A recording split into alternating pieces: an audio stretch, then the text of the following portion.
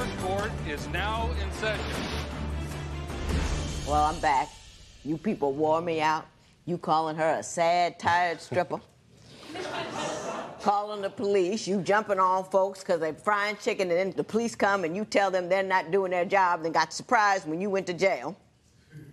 They did their job. I'm going to start over again. Mr. Lewis, does she have explosions of temper like that often? And if so, could you give me some examples of when she has, in fact, flown off the handle?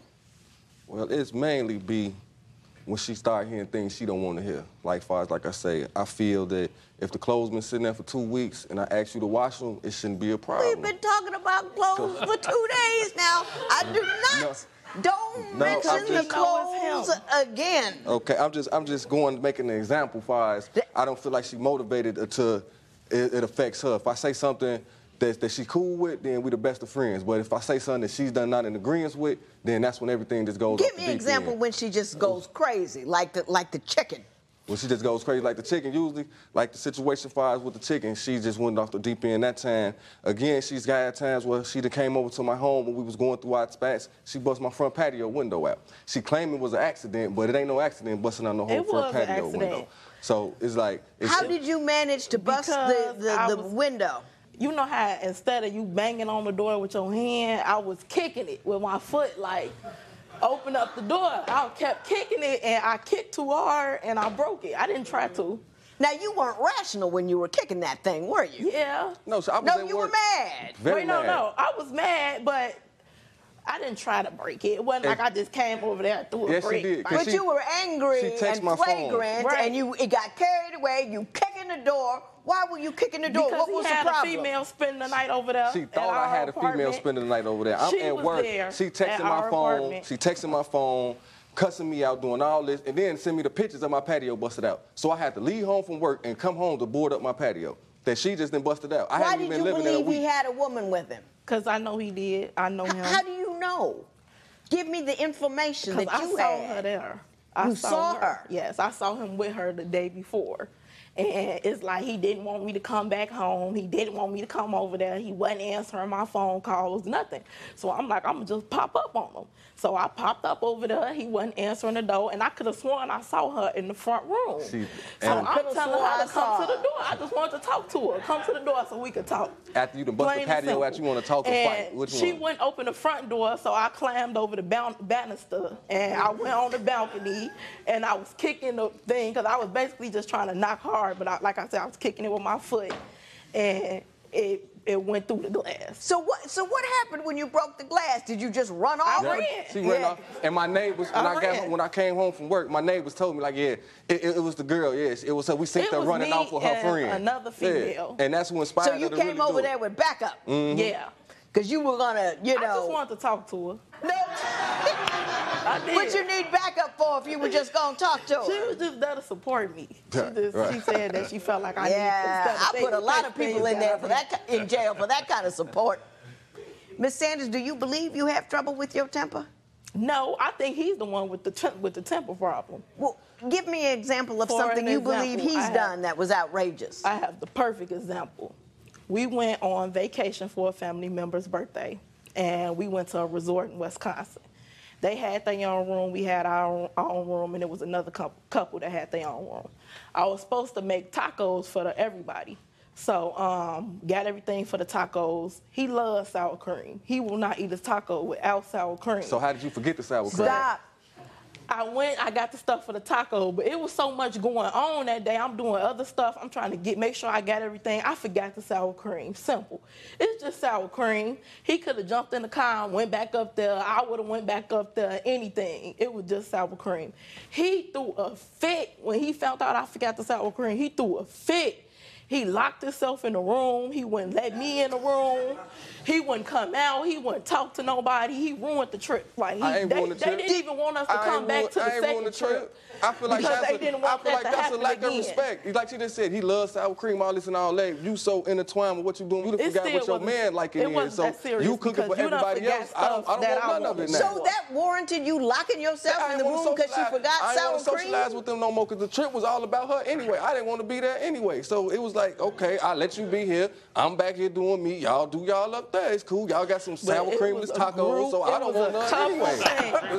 It was 3 couples. We was all together, and you gonna lock yourself in the room. And y'all still could have had fun without me. Y'all didn't want me there anyway, so. Now, does that sound like an adult thing to do? That's not true. Yeah, instead of arguing and fighting and really ruining the trip, I went in my own space because we all the way, hours away from home, and I let them have their own space. Because that's just like me going on a vacation and I'm forgetting the hot oil to get her a massage. And then I know she like massages and said, oh, baby, I left the hot oil back at home. Okay, what can I do? You can't do that. What do you think she did it on purpose? Yeah, she did it on purpose, flapping her gums, talking about irrelevant issues when you know, like she said, he loves sour cream. Get the sour. That should have been the first thing you got. Since you know you're making tacos, sour cream, cheese, meat. Okay, I got my list out the way. Now, girl, what was you talking about? Oh, God, See, it's like I don't feel like she had a responsibility or the sense of urgency to do what she has to do. Like I said, and sour cream is urgent. Yes, it is. When you eat tacos, yeah, it is. To him, it was simple. I don't think that it should have got that out of hand over sour Can you give me cream. another example of a time where he lost his temper?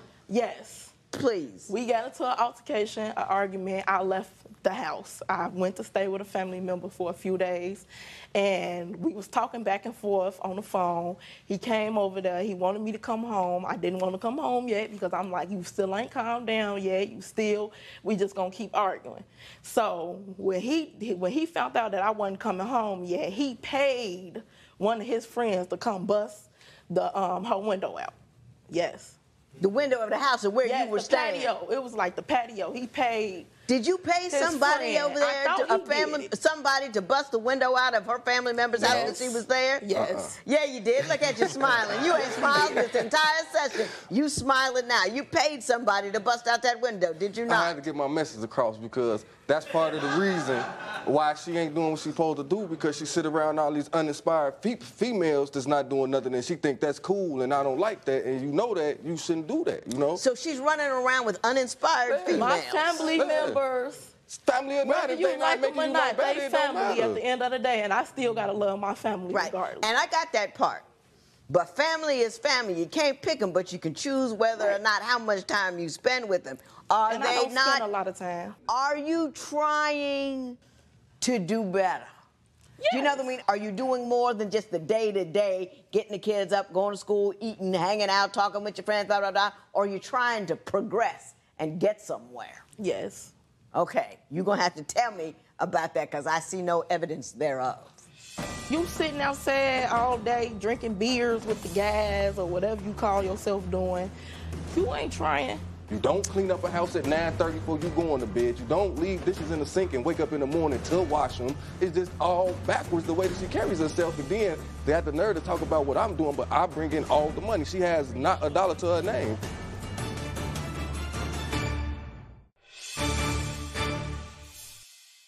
So far, what I've gotten from the two of you is that you both live a hot mess, randomized, high-volume life. Instead of having a conversation, you're locking yourselves in the room, paying people to throw bricks, kicking in doors, hooping and howling and carrying on. I'm going to ask you, Ms. Sanders, step back just for a second and see if you can envision anything that he's saying about your lack of motivation and whether or not you could kick it up a notch. I feel like I'm doing everything I can. I'm trying to get a job. I make sure I take care of the kids. I make sure that the house is clean. I try to cook. I try to do everything. You try to cook or do you cook? No, I cook. I cook. I do everything. And I just feel like he's never satisfied with anything. Don't nothing satisfy him. It's never good enough for him. Because at this point in our life, if you say like you trying as hard as you can, then that's why we ain't got nowhere yet. Because if you applied yourself, I'm right here going through it with you. We could have been on different levels. The only responsibility you got to do is getting up in the morning for school, and we still argue about that. And that's the only thing you really entitled to do every day.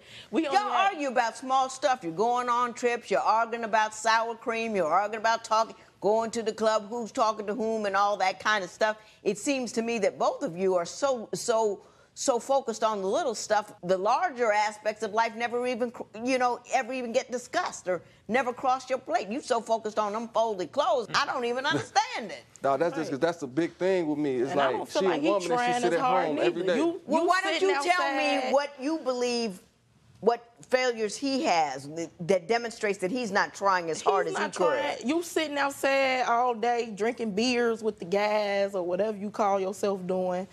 You ain't trying. You ain't trying to do nothing. You just sitting outside getting drunk all day. I bring all the food in the household.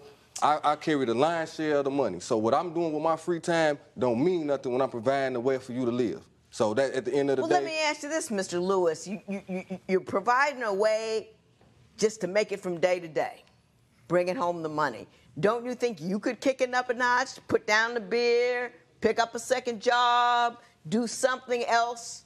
Because you guys aren't in a position where you're comfortable or safe and have made a secure home for you and the little people? I try to kick it into that gear, but if I picked up extra slack around if I was getting another job, then trusting that the house is going to be taken care of going to be even more stressful. That's what leads to drinking and all of that type of thing, because when I come in... What leads to you drinking? Yes, because when I come in from making the money and thinking I'm coming into a secure house, I'm coming into a lazy woman that's asleep. No. You don't clean up a house at 9:30 before you go on to bed. You don't leave dishes in the sink and wake up in the morning to wash them. It's just all backwards the way that she carries herself. And then they have the nerve to talk about what I'm doing, but I bring in all the money. She has not a dollar to her name. Left dishes in the sink before. No, you don't leave dishes in the sink and wash them in the morning. That's why after dinner, you wash them in a timely fashion so that you can sit back down and relax. You don't just leave the dishes and the food that we just ate on the stove and dishes in the sink till the morning time. That's nasty.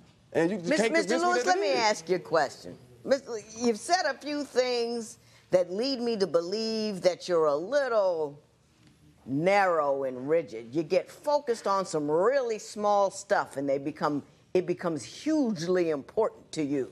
Folded clothes and sour cream and dishes in the sink. Folded clothes and sour cream and dishes in the sink. They get repetitive for this time. If she ain't grown in 4 years from the dancer to a model to a video girl to school to a job, if you still at the same place you was when I met you 4 years ago, and I got to argue with you over things like sour cream, the clothes, cooking dinner on time, and then you don't want to get better, because those are not things that you're supposed to argue about. If a kid got to get up at 6-something in the morning, he should been at 8 dinner by 7-something, homework been done, in the bed, showered by 8:30. Ain't no way they should still be up running around watching movies until they start to bother you. But I got to get up and go to work in the morning. You want them to go to bed the same time every day, even on the weekends. Yeah, well, that's kind of how it works. But on the weekends, it's no school, it's nothing to do. They can at least stay up an extra hour. Let me explain to where you got that part wrong. If your car don't work and you go outside, take a hammer and just whoop it. It won't work and it'll be damaged. Your car is not working over here. Don't whoop it with a hammer. Don't go crazy over sour cream and folded clothes.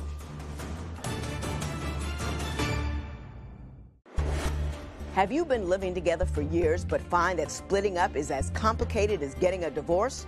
Call toll-free at 1-877-311-2222 or visit our website at divorcecourt.com.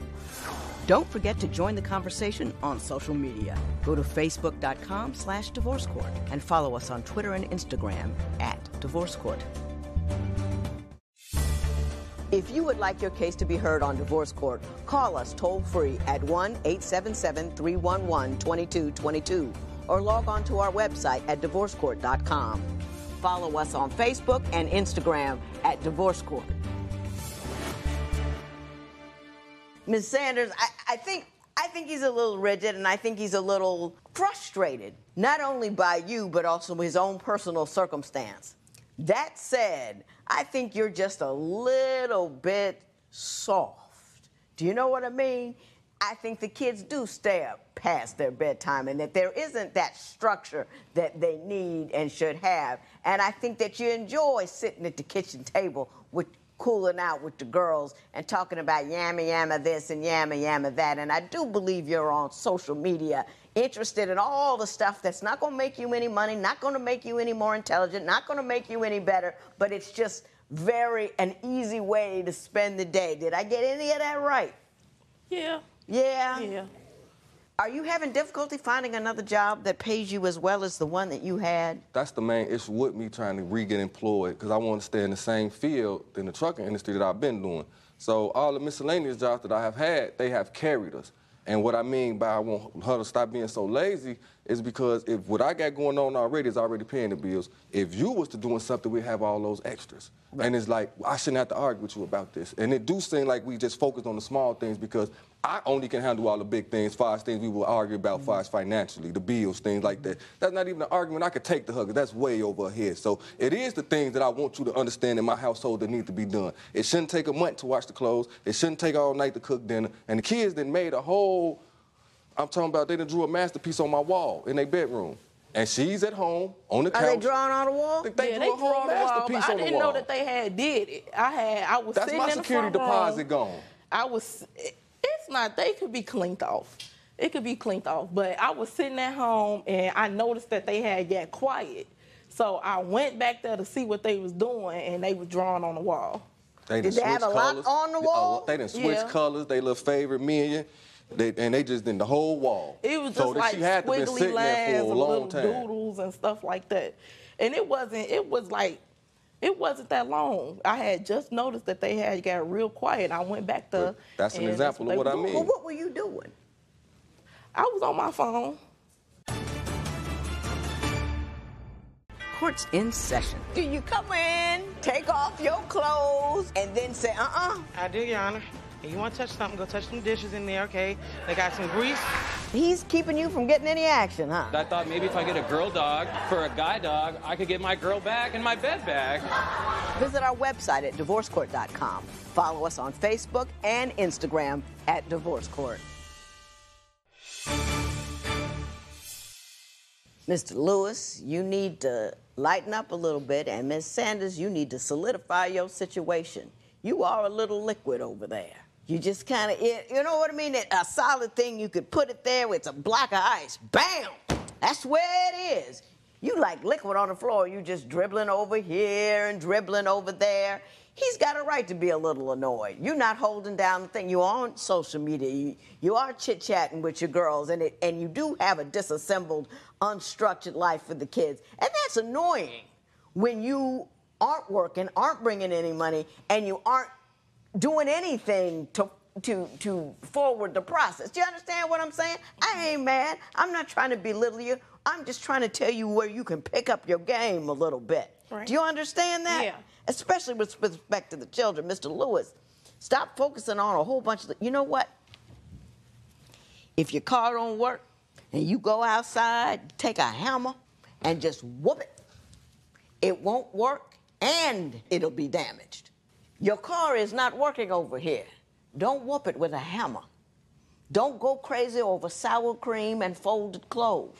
What you need to do is come with some concern, request, and when those requests are met, a thank you. Even though it's not everything you want, it's encouraging her to do better.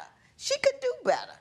But don't take your frustrations out on her. That's number one. Number two, you said something that scared me just a little. You said if she could bring in more money, we could bring in more money, we could have any extras. You people are not in a position to have extras should you get a job. You people need to put in, as you did before, save money, get the solids, what you need to do, and don't worry about no fancy jeans or whatever. That's not important. I want you to have a low volume, calm, cool household. And let me tell you about the little tornadoes that you're growing in your kids' minds when you throwing bricks through things and kicking in stuff and knocking over people and having the police come out. 'Cause you can't expect your kids to be cool, calm, and structured if you two fools are out there fighting like Punch and Judy. You don't even know who Punch and Judy are, I know. But do you understand what I'm saying? Yes. They will live the chaos that you create. So cut it out. You know what I mean? Yes, ma'am. Best of luck to you in your job search. Solidify your situation a little bit. Do the right thing. Step up, step on, step away. I'm out of here. This matter is adjourned.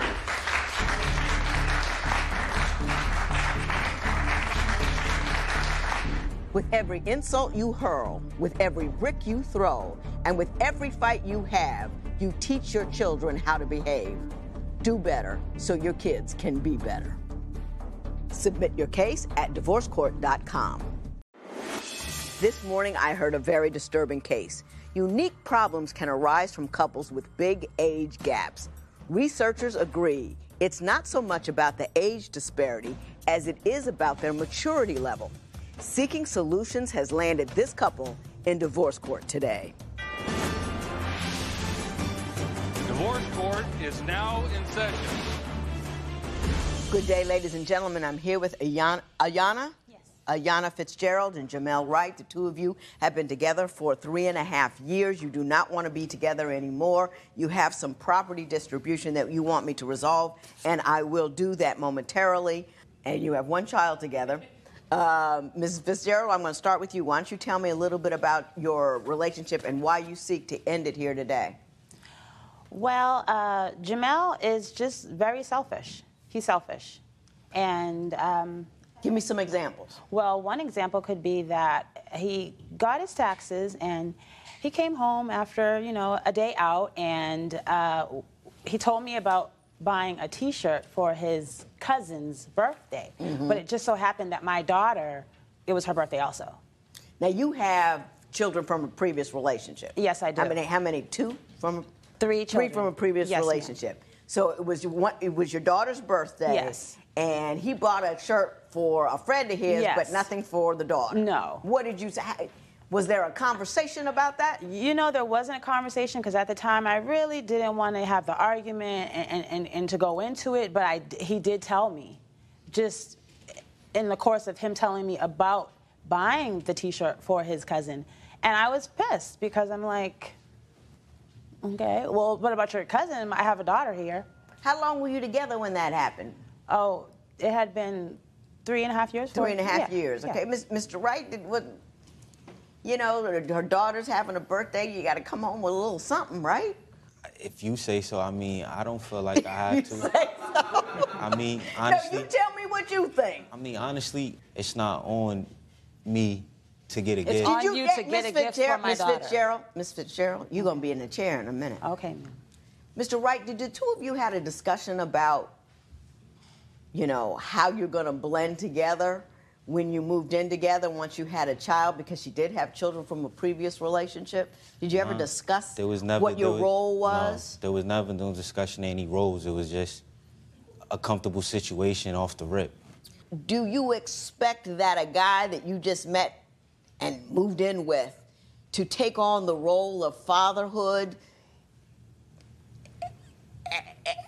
as a natural thing to happen without there being some kind of conversation and understanding that that's what's expected? No, Judge, but in reality, I didn't need him to step in and be a father figure, and the situation we're talking about was 3.5 years later. It's not like he came and we met each other and we moved in. Does he have a relationship with your kids? He has a relationship with my children.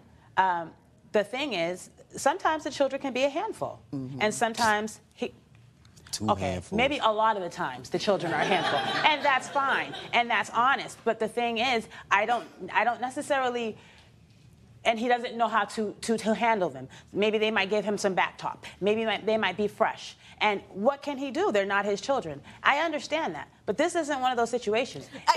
Okay, that's fine. I don't want to talk about a birthday present anymore. Okay. I don't want to talk about, but I do want to talk about the children. Do you have a situation where your kids are cutting up, and there's no structure in the home, there's no understanding of what his power is and what his authority is with respect to the children that you have? My foot. I would say that the children are children. They're children. Like, I understand children are children, but what I'm trying to understand is, are you raising them or are they running you? No, I have a hard time with them. I would not say that they're raising. So they are running you? They run me sometimes. They run me ragged. First of all, the first thing I need to do, yes or no the next thing I need to do is say this. He's 12 years younger than you. Yes. And you have a 21-year-old on down. Yes. Do you have your situation on the mother front taken care of? Not like it should be. Yeah. Not like it should be. And it's annoying to him to have children he can't control and that you're not controlling. And it makes him crazy. It could be aggravating to him. I can understand his part, but I don't understand the fervor of his nastiness sometimes. No, I don't get it. I don't Is he nasty to your kids? Not nasty to the kids, to me. What does he say to you? If I ask him to just give me a little bit of help, I have to get the children together for school every day. If I ask him to give me a little help, he gave me an attitude. Can you iron something for your son? He ironed it. I didn't happen to use it. He got an attitude. I'll use it tomorrow. I'm sorry that I changed my mind. But that kind of weighs down on me. Like, little things mean a lot. So I do have a lot to do. Do you not actively participate? Let's leave her previous children out of it. Even with your own son that you have with her, are you less than an active and engaged father? Tell the truth now. Stop. Absolutely. And you know why? Because she does a good job at keeping my son from around me in the household. She would have my son segregated from me. Let me ask you this, Mr. Wright. Do you think she purposely keeps you from your son? I'm not saying keep me from, but she does. You said like segregate. Yeah, it's like segregation. If you ever like That's segregation, like Stop. he'll be in one room with her, and because she may not want to be around me, he's with her. Don't you think your son is paying the price for you two not getting along, and that you should be man enough, even if she's not behaving correctly, to want to be an active and engaged part of your son's life? I mean, for me, I learned by observation. So, I mean, I knocked my head a few times before I understand the situation. So now I understand that for me to be a better father to my son may be for me just not to be around her. But you need to be around him? Yeah, but like I said, for me to be better around him, towards him, I may just need to be away from her. I'm doing whatever I'm doing. I may be up. She has an attitude or whatever, but from the morning, she has an attitude from the morning to the night. So y'all not speaking? It's icy silence around the house, or if you are talking, you're arguing? We probably passed the point of argument because I got to the point where I told her I'm not really trying to argue around her kids or mine.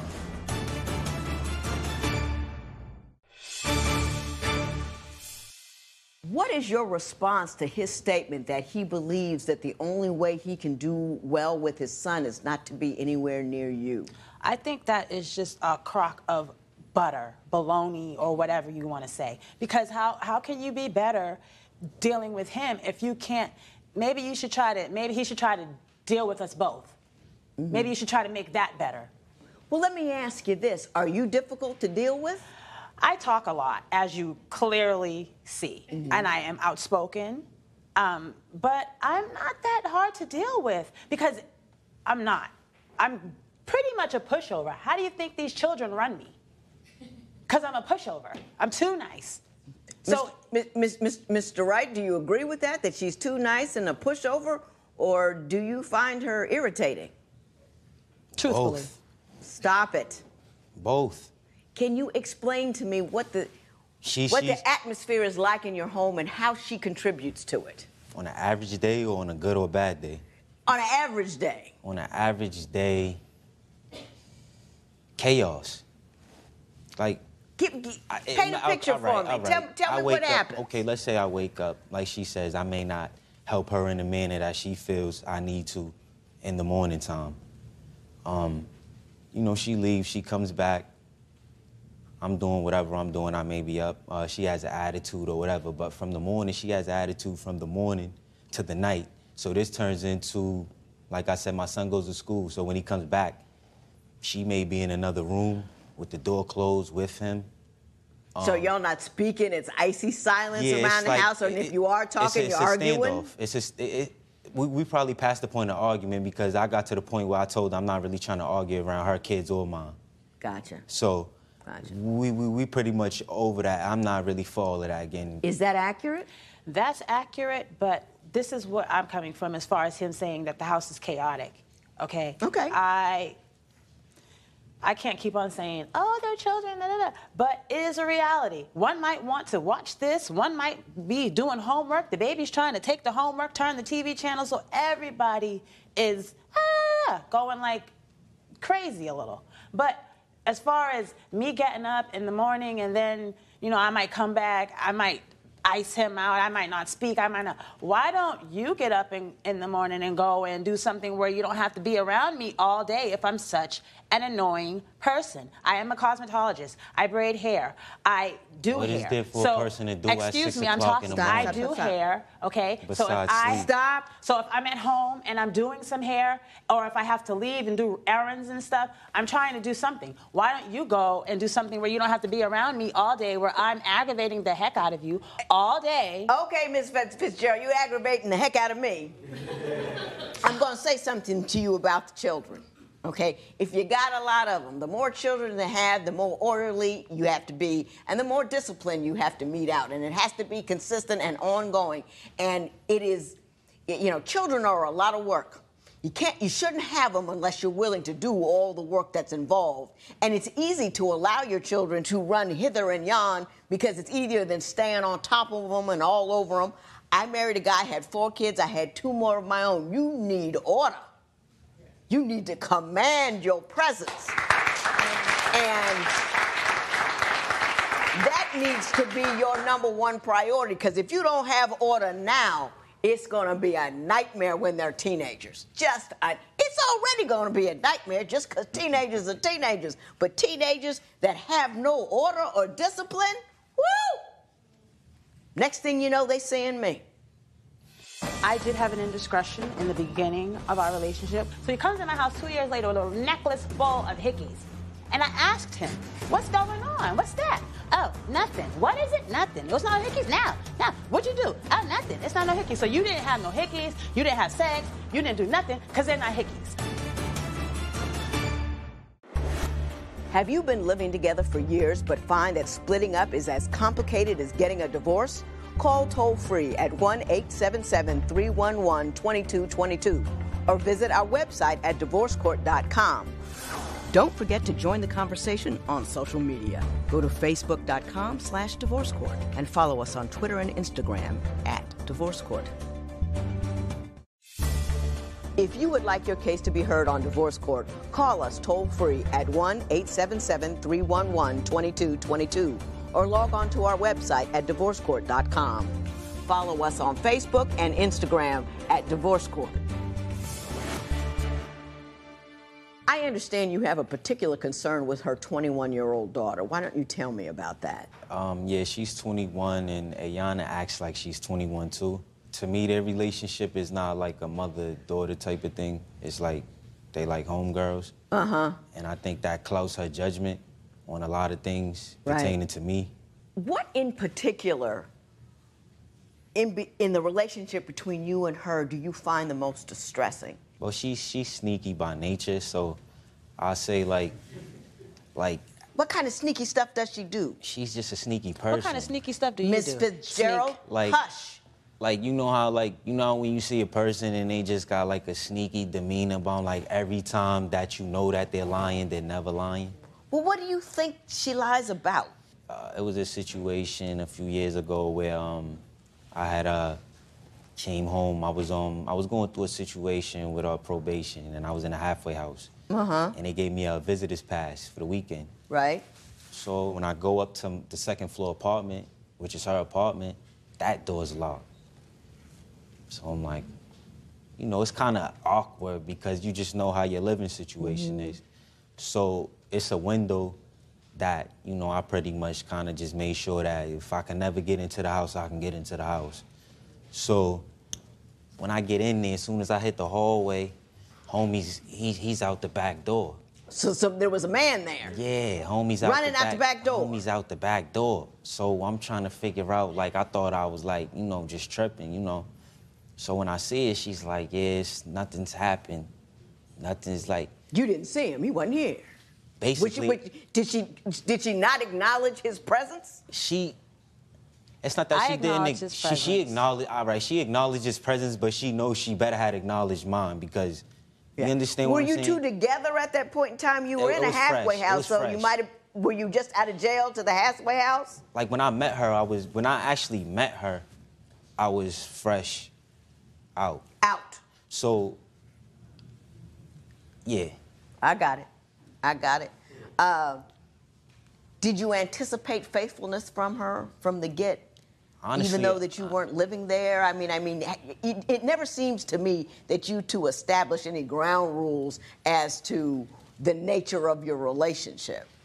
There's never, not verbally, but she has some, I guess, in her brain that comes out, like, you know, when I guess I do something that she doesn't agree with. But honestly, with me, I'm the type of person, I brung situations about open relationship to her because I feel like as long as you had been in jail all of your life and you didn't have sex with enough girls, so you wanted me to be okay with being in an open relationship. Stop it.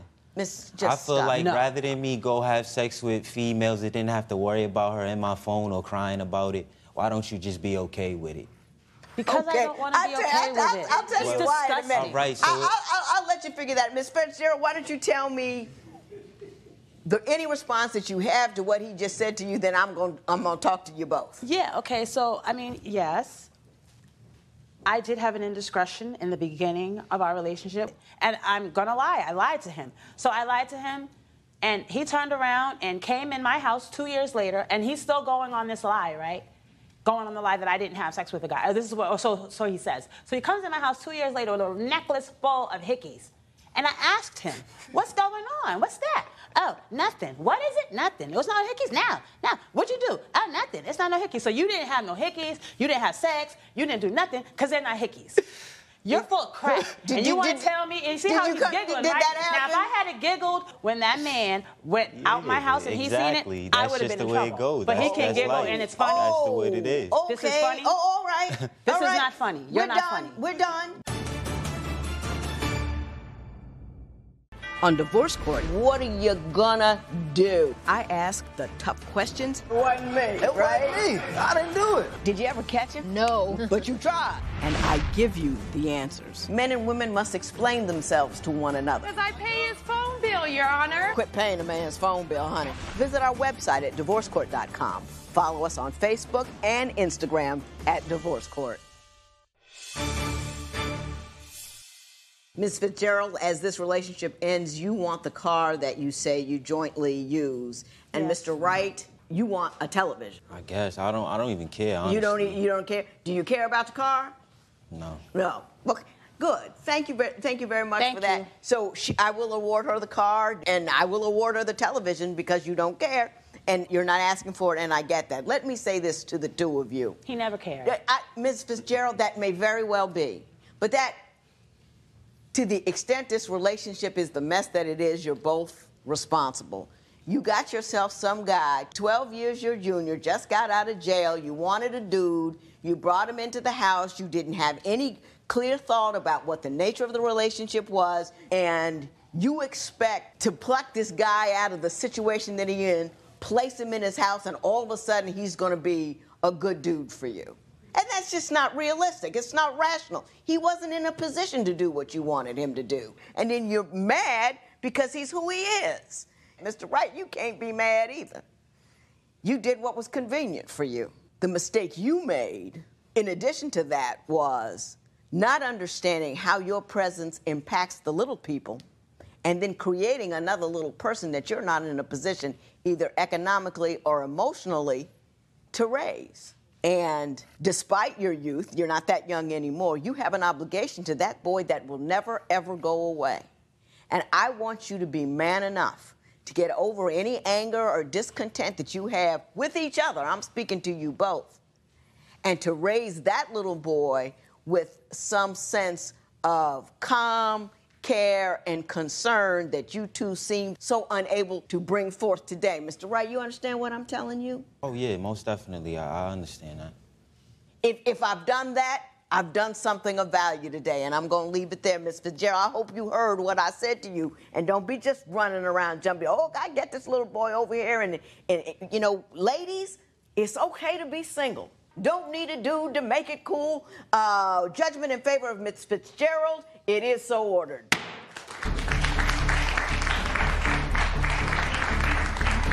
If you have children and you're seeing someone who has children, you can't just plop them all in the same house and expect them to work out.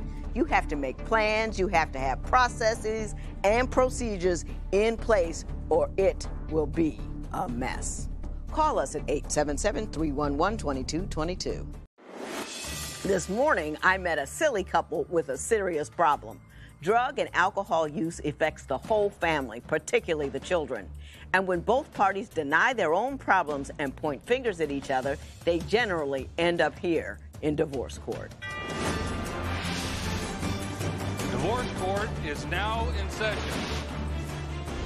Good day, ladies and gentlemen. I'm here with Desiree Russell and Zachary Russell. The two of you have been married 4 years. You have 2 children together. Mrs. Russell, you say that this man smokes entirely too much weed. Why don't you tell me how bad the weed issue is? Well, this man spends about $2,000 to $3,000 a week on marijuana. Hold up. $2,000 to $3,000 a week? A week, yes. Not a month? No, he buys about 2 ounces a week. What kind of weed do you smoke? You know, that California good. Where'd you get that kind of money? Hey, I have a prescription for it, all right, Your Honor? He does have a prescription, but he feels the need to smoke with everybody and anybody. I know way Hang on. Now, what do you do for a living? I work at a restaurant, and I also buy and sell stuff online. You're very good at it. You must be. $2,000 to $3,000, unless she's got that wrong. Is she telling me a story? She must be smoking something, because $2,000 to $3,000 a week is way too much. Just about how much are you spending? I would spend on the average week about $500. $500 is good. But we have an agreement where I have my money, she has her money. So it's not like I'm spending her money on my weed. He's right. Mine goes to the bills.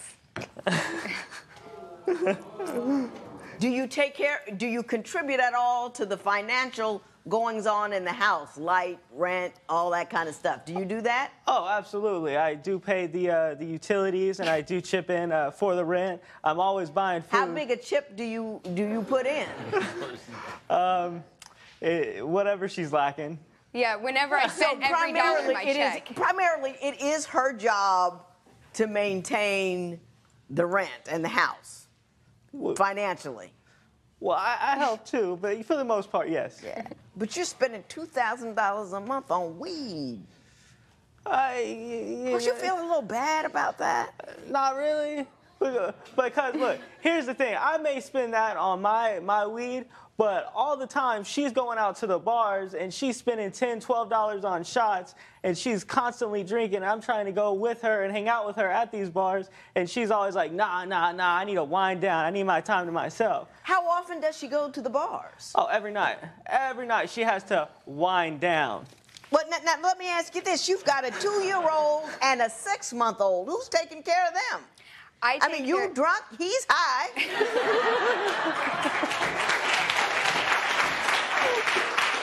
Who's looking after these people? I primarily take care of the children. I completely disagree with his statement about me drinking all the time.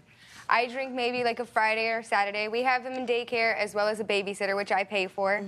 The babysitter's taking care of them. By the time that I get off work, there's probably like a 3-hour period between me getting off, going home, and the kid's already asleep.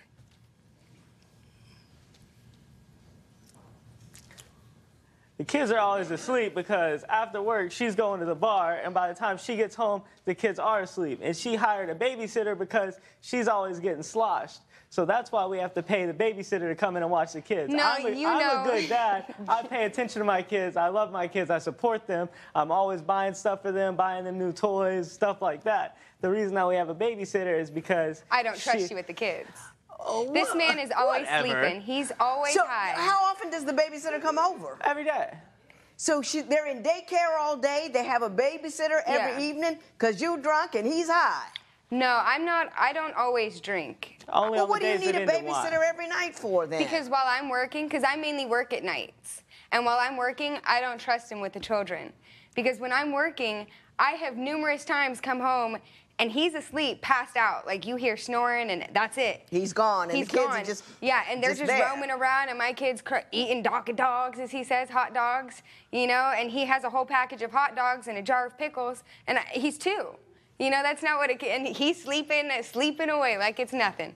Why? Because he just smoked a blunt straight to the face and he's gone. I mean, the guys too. It's not like he's gonna go outside or anything or open a door. That's why I have a babysitter. Oh, you can't imagine what a 2-year-old can get into. Hey, you must really be high if you don't think a 2-year-old can't get. 2-year-olds don't do anything but get into trouble. Yeah. They get in. They put their head in the toilet. They you know, they jump off of stuff. Things in the outlet. They're a casualty waiting to happen. You got to be on these people like white on rice. I mean, when I smoke, I'm not like just dumb or like vegged out or anything, you know, like I'm still there. Like I have common sense. I mean, I'm not just like, oh, let them do whatever they want. You know, I mean, I am a good dad. But it does slow your reaction time a little bit, wouldn't you say? Well, of course. I mean... Well, see, he doesn't take like 1-2 hits. He himself smokes a whole entire blunt, and then he says, I gotta go lay down. And then he lays down and he falls asleep. He is, when he's awake, he's coherent enough to play with the function. kids. Right, but when he smokes, I smoke cigarettes. I smoke maybe about once every 20, 30 minutes. This man poor children. I mean, you know, they're going to have secondhand smoke, nicotine problems. They're going to have a contact high from him. Good gravy. You guys quit. Ooh. Anyway. You say he's a great dad when he's not asleep. Yes. Yeah, he plays with the kids. He's very interactive with them. He teaches them. Like, my kid knows how to count to 20, and he's 2. You know, and that's because of him. I don't deny him being a good father, but I feel that if he just put the weed down or even slowed down, because his first love was Mary Jane, he will never put her down. Never. Like, that's just that. Everyone else comes second. Mary Jane is first. Mm-hmm. Do you ever worry at all or get concerned that as your kids get older, that weed smoking might introduce them to ideas they ought not have? That's amen. I mean, I do worry about it, but I feel like we're going in the right direction, and eventually it's going to be recreationally. So, I mean, I'm hoping by the time they actually understand what I'm doing and what's going on. It'll be legal for them to do it, too. Yeah, we just have a little powwow. You know, like the natives used to do, you know, smoke circles. Smoke circles. I mean, I'll wait till I turn 18. See, whenever we talk about anything serious, he always has a joke to crack. Just like that. Well, that's why you like him. That's why you married him, because he's funny and he entertains you. Yeah, and he's easy to get along with. And he's easy to get along with because he's high all the time. Yeah, but then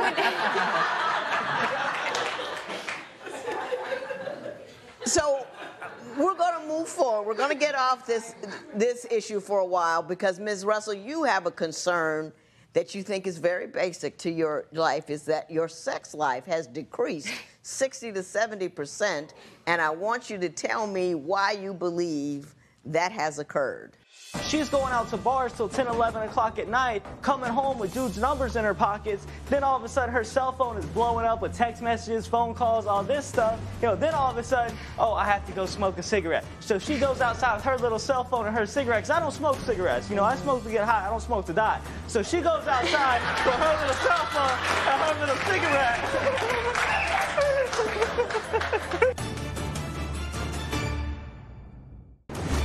Have you been living together for years but find that splitting up is as complicated as getting a divorce? Call toll-free at 1-877-311-2222 or visit our website at divorcecourt.com. Follow us on Facebook and Instagram at Divorce Court. So explain to me about the lack of romance at your house. So when we first got married, we were very active, numerous times a day. And of course, when you have kids, it kind of dwindles down a little bit. Sure. But I realized that the more and more he's been smoking, because when we first got married, he didn't smoke nearly as much. But the more and more he's been smoking, the less and less sex we've been having. And he just passes out. And then when I try to go up and, you know... get something started. Exactly. He'll take his end, and then he'll go right to sleep. And then I'm stuck there, and he wakes up and he goes, oh, that was so good last night. Now, Mr. Russell, are you a selfish lover and someone who only satisfies himself and not worried about the wife? once you get the game-winning touchdown, I mean, you don't want to go out for another play. I sort of want to have this conversation. I was like, oh my God, let's talk about the cell phone. My understanding is, Mr. Russell, that you believe that your wife spends far too much time on social media. Oh, absolutely. She always has these new guys sending her requests, and they're always commenting on her photos. Oh, you look good in that, you know, sexy, you know, stuff like that. And I mean, I'm okay with it. I realized a long time ago that dudes are going to try to get with my girl. You know, if they're not, then she's probably not that good looking and I shouldn't be with her. You know, when you're with a good looking girl, it's going to happen, you know. So I started to accept it. But where I start to draw the line, Judge, is whenever she's going out to bars till 10, 11 o'clock at night, coming home with dudes' numbers in her pockets, then all of a sudden her cell phone is blowing up with text messages, phone calls, all this stuff. And I'm like, hey, you know, who's calling you? Who's hitting you up right now? You know, it's 2 a.m. You know, what's the deal? We're married, you know? Oh, it's nobody. Oh, it's a wrong number. You know, then all of a sudden, oh, I have to go smoke a cigarette. So she goes outside with her little cell phone and her cigarette, because I don't smoke cigarettes. You know, I smoke to get high. I don't smoke to die. So she goes outside with her little cell phone and her little cigarette. And she's out there and she texting crazy, you know. She texting, she talking. I'm like, hey, you know, who you texting? It's 2 in the morning. You know, what's up? Oh, it was a wrong number. It's nobody. Oh, I'm playing a game. You girl, you waking up and playing a game on your phone at 2 a.m. I mean, come on. Do I have stupid on my forehead? Ms. Russell, Ms. Russell, are you going out at night, getting other guys' phone numbers, spending time on the phone, texting people back and forth? Well, with all due respect, of course, when you go out and you're drinking, there's always those 1-2 people that are trying to give you a phone number, trying to get in your pants, and I have not accepted not one time. When they give me the phone number, occasionally I've said, oh, yeah, I'll go put this on the bathroom wall for you. You know, but other times, if I'm real saucy, I won't say anything. I'll put it in my pocket, and then I'll forget go about home. it. Right, exactly, and that's that. And there is no way that any of that is true because we share a phone. You only have one phone? We only have one phone. This man broke his phone and then claimed my phone. And so now we share a phone, and if I ever want to use the phone, I have to ask him permission. So that's, you know, that's nowhere true. That is true. There's always people blowing up the phone. Like, I don't know. I'm like, oh, how'd you get this number? Oh, don't worry about it. Remember that guy that called the other day and I was like, hey, who is it? Mr. Russell, talk to me. Some guy called the other day and said what? Some guy called the other day and was like, hey, sexy, and I was like, hey, how you doing?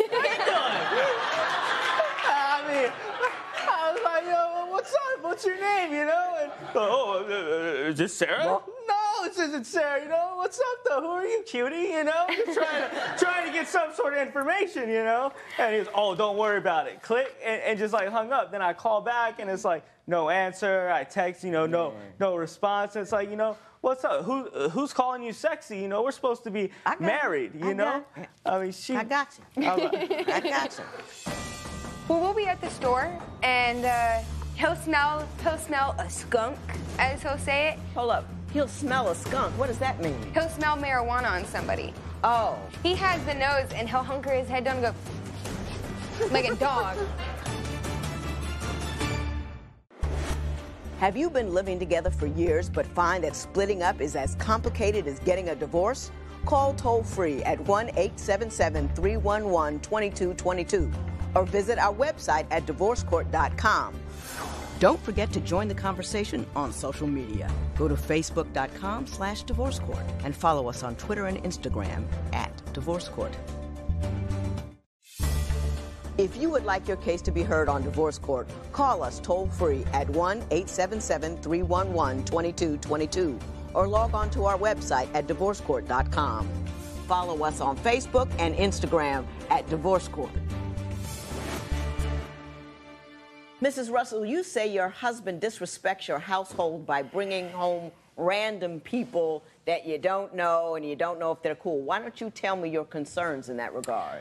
Well, we'll be at the store, and he'll smell a skunk, as he'll say it, and he'll be like, puff, puff, pass. And then I'll ask him to come on over, and then all of a sudden we have 2-3 random people at our house smoking. Hold up. He'll smell a skunk. What does that mean? He'll smell marijuana on somebody. Oh. Yeah, he has the nose, and he'll hunker his head down and go like a dog. And that's how I know that he smelt something. It's like they're bears or something, you know? So whenever he meets someone who he believes smells of marijuana, he brings them home to smoke with him. Yeah, or people in our we live in an apartment complex, and I can't tell you how many people have been like, so I smell this aroma from your place, and I was kind of wondering if maybe you had something. Do you invite a lot of people to partake with you? Oh, yeah. Sharon's Karen. I told you And about I'm sure you check for their medical card before you give them a joint, though, right? Everyone. Absolutely. Aren't you a little concerned by and seriously, though, bringing random folks over when you got a 2-year-old and a 2-month-old? Yeah. Because random people are random people, and you don't know what kind of random habits they have. You're right. And you're high. I'm just looking for better connects. But I'm serious, though. Seriously, though. Don't bring random folk home. You want to be random, go random over somebody else's house. But don't random around your kids like that, because you just, one moment you're looking and you never know. You never know. My father used to bring, they were hard-drinking dudes back in the day. And she said, I always knew where all the men were, and I always know where you were. And if one man passed that line, that invisible line in the house, she was right behind him, because you can't trust nobody. That's the truth. You know what I mean? You can't trust anybody around your kids. Yep. So you be cool. It's like the mama bear. Yeah. You know, it automatically you got to comes be in. all over that, you know? Yep. You know, little Uncle Fred isn't cool all the time, you know what I'm saying? We had the other day, there was this lady that had came by. He had gone to the vending machine to get himself a drink, and some lady had came by knocking on the door. I didn't know who it was. I just got off work. I put my pants on. I open up the door, and her head pops around the corner real quick right into my face, and I was like, hi? And she had stated, I smell what you have. I want what you have. I have what you have, but I need what you have. And I was like, I don't know what you're talking about. I don't have anything you need. You know, and immediately the mama bear in me kind of comes out, and my fist kind of clenches up, because I'm not sure what she's trying to do, what she needs, what I have, you know?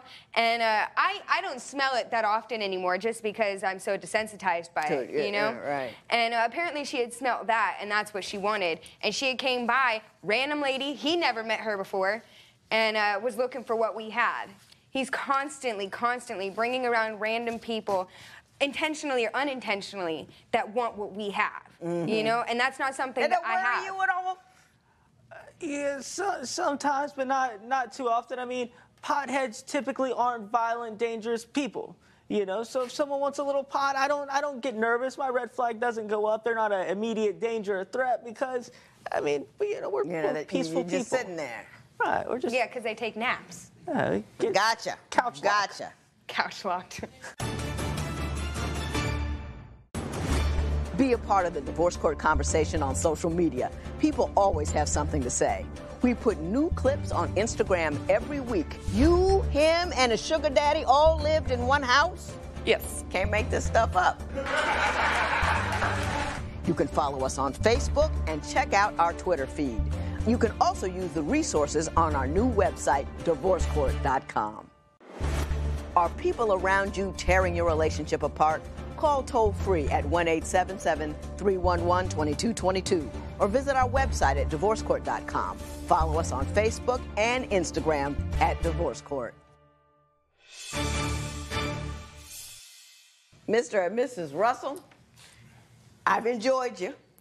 You've amused me. I'm glad you came.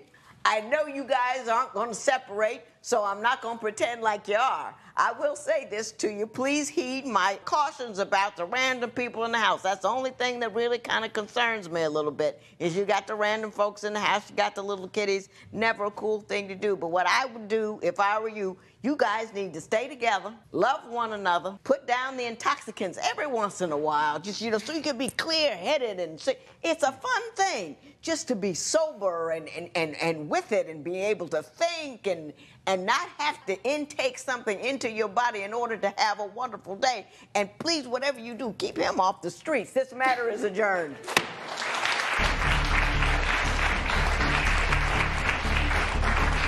It appears that even though Sarah and Zachary have a lot of bad habits, they have enough people and enough help in the house that their kids are safe and okay. But as the kids grow up, I hope they start putting the intoxicants down. If you would like your case to be heard on Divorce Court, call us toll-free at 1-877-311-2222 or log on to our website at divorcecourt.com. This morning, I heard a great case. Studies show that most Americans move to a new community at least once in their lifetime. It can be very unsettling, so much so it can disrupt the relationship. This was no exception for the couple that came into divorce court today. Divorce court is now in session. Good morning. I'm here today with Ina Rivera and Adam Rivera. The two of you have been married for 3 years. You are currently separated and do not want to be married anymore. Mrs. Rivera, I'm going to start with you. Why don't you tell me a little bit about your relationship and why we're here in divorce court today? We are here today because what was supposed to have been a 2-day break for Mr. Rivera turned into a 2-year break. My husband went to Fort Lauderdale and has not yet returned. When did he go to Fort Lauderdale? 2 years ago. What did he say as he left? We had been having arguments. We had just recently moved to Florida, to Jacksonville, to be with my family. I moved to Florida because that's what he wanted, but his family is in Fort Lauderdale. My family is in Jacksonville. We agreed that we were going to go with my family first, and once we were established and settled, we would move down south with his family. When we got to Jacksonville, he didn't like it. He didn't want to be there. He didn't like his job. He wasn't making the money that he was used to making, so he was stressed. He would walk in the door. His attitude changed. He wouldn't communicate. He kind of kept to himself. After dealing with that for a few weeks, I was like, maybe you just need a break. Maybe you need to go visit your family. Just go ahead and go. In other words, did you put him out? I did not. Because it looks like that's where we're going. I did not. For the record, I was. Did you ask him to leave? I asked him to go for a few days. So you suggested that he had been wanting to go. I didn't say get out. That's where he wanted to go. He had been wanting to visit. So I said, go ahead and go down there. Okay. Mr. Rivera, your version of that event. I really didn't want to move to Jacksonville because I didn't know anybody there. Well, why did you move? What, things not going well in Cincinnati? Yeah, it started to not go well. We both lived in Cincinnati long enough, and I was pretty much tired of the cold weather. Right. And a lot of other stuff that was going on in Cincinnati. It was just time to get away from Cincinnati. You needed a fresh start. A fresh start. All right. We agreed to move to Jacksonville. Like I said, I gave in because I knew she didn't. Her thing is she has like a comfort zone that she tries to stay around. Like she doesn't want to get outside of her comfort zone. I'm more like I can go anywhere and make try new things, do new stuff, all people. That. Right. So what went wrong in Jacksonville? When we moved to Jacksonville, it was like I moved to the Wild West. That's what it seemed like. It was like there was I couldn't find nothing to do. I would ride around on my motorcycle and try to find stuff to do. Nothing to do. How did that impact your relationship with Mrs. Rivera? Because when you move somewhere and you don't know anybody, to me, you rely on one another for comfort, care, and fun. Why did it pull you two apart instead of bringing you two together? She knew people. Her family, her mom, her sister, they were there. So she was okay? She was okay. That's still within her comfort zone. Me, like I said, I jumped outside of my comfort zone and was like, okay. Well, Mrs. Rivera, let's go down there. If you knew people and you were comfortable, did you do anything to bring him aboard and make him a part of your life, your family, and your community? Judge, we moved in with my family. My family loves him. There was never an issue. They did everything to make him comfortable. I did everything to make him comfortable. That's just not where he wanted to be. But he mentioned not wanting to move to Jacksonville because he didn't know anyone. I didn't know anyone in Fort Lauderdale. His family that lives down there, he doesn't really know them. So we both would have been moving down there, with people that either one of us really know. We would visit his family a couple times a year, and they would be in his ear like, hey, get your family, move down here. It's going to be like this. It's going to be like that. We're talking settings and circumstances. How did the settings and circumstances tear you apart? Was he angry about what he was doing? Was he not working? What happened? Mr. Rivera worked. Our relationship from jump, I described him, he was my Mr. Perfect. We got along great. We communicated. We moved to Florida. He completely changed. Like I said, he didn't like his job. So he would walk in, sit right on the couch, watch a motorcycle or a tattoo show. He wouldn't talk to me. He wouldn't play with our son. He kept to himself. What would you do to make him feel better? I would try to talk to him. I would ask him, what's wrong? Would you ask him like that, or were you mad that Mr. Perfect left and he came home human and you didn't like the negative part of his humanity and you were a little warm about it, weren't you? After weeks of me trying to talk to him. Weeks? Yes, weeks. Did you hear that, Joe? After everything being fine for years, yes, weeks. I would ask him, you know, what's wrong? Well, I don't like my job, or he always blamed it on something else. So he gave you years of Mr. Perfect, and he had 2 weeks to get his crap together the moment he became human. It was like 4 weeks, yes. You need to be ashamed of yourself. You really, really do. Did I get that right, Mr. Rivera? You got it right. That you were unhappy, and she met that unhappiness with distress over the fact that you weren't making her happy? The things that I would try to do because I was unhappy, I would try to get her out of the house. I would try to tell her, all right, let's go, because if she said she didn't know anybody there, I'm like, okay, well, let's go explore Jacksonville together. And find some people. Yeah, let's go find something to do. I don't like going outside. It was too hot. I have naturally curly hair. I would spend days flat ironing my hair for me to go outside and my hair is like this. So your hair is more important than your husband's happiness? No, my hair is not more important, but my husband rides motorcycles. I don't want to ride a motorcycle in 90-degree weather. We could have got in the car. It didn't make a difference how we got out. I was just trying to get out the house. I was trying to get out the house to find what was around me. I can't just move to the middle of nowhere and not know what's I'm going to try to move on to something else so you can rehabilitate your character, because it needs it. Why do you have trust issues? What were your concerns? We're laying in the bed. His phone goes off. I grab it like I always did. It's a text message. It's a naked picture. His reply to her was, you're hiding all the goodies. So she sends him another picture with her front completely exposed.